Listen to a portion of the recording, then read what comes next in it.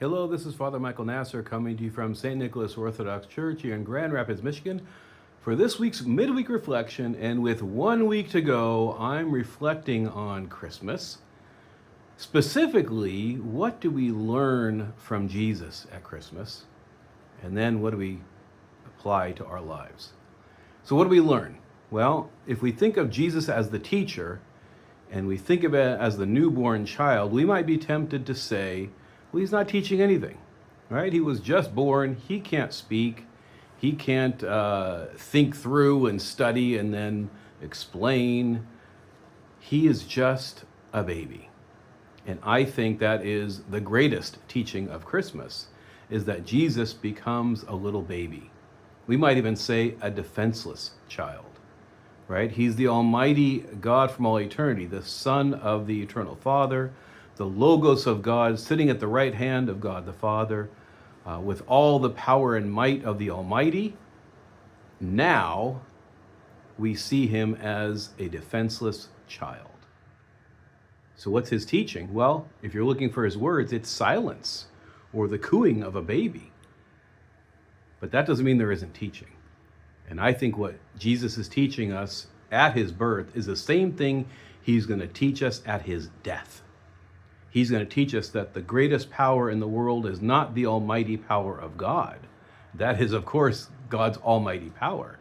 But the greatest power, especially as he teaches us and how we can exercise power in this life, he's teaching us from birth and at birth until death and at his death, that the greatest power in the universe is love, and that love is lived, empowered, enacted by weakness, by voluntary weakness, not necessarily by somebody just being a victim of something or not having the ability, but in loving action to lay down one's power, as Christ does at his birth and at his death, to lay that down in loving service of the other.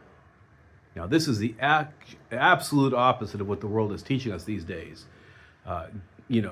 Cut in line, get the first, grab that present you wanted, get there before the next person. Do whatever we can in our power, listen to that, to get what we think we need.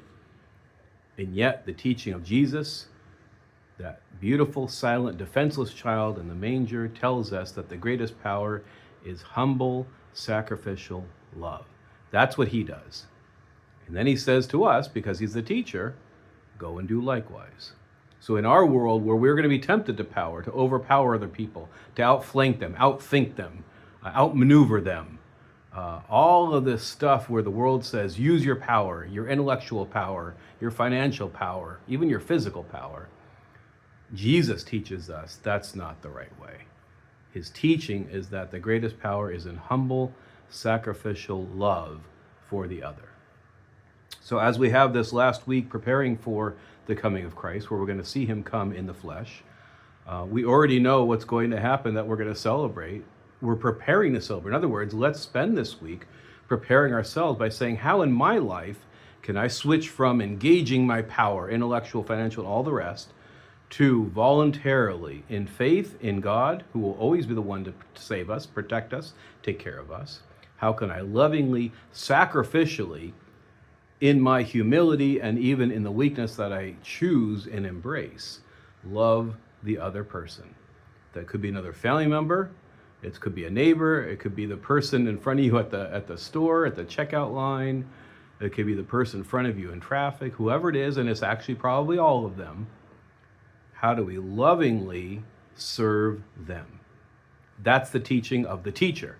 That's Jesus' title throughout his story, his earthly life in the Gospels. That's the title he's called most often. He's the teacher. So let's learn from him. Even in his silence from the manger, let's learn from him how to live life as he lived it. Nobody else had as much power as he did, and therefore gave it all up. And he teaches us to do the same. So I hope as we prepare to meet him, coming to be born in the cave, in the manger, that we would imitate him, learn, practice what it means to humbly lay down ourselves in service to the other, trusting God that we can do that because God is one to take care of all of our needs. I hope we can practice this, learn it from our teacher, and that we be prepared when he comes to us at Christmas, 1 week away. So God bless you. I hope you found this helpful. If so, please share it, and we'll see you, God willing, in next week's video.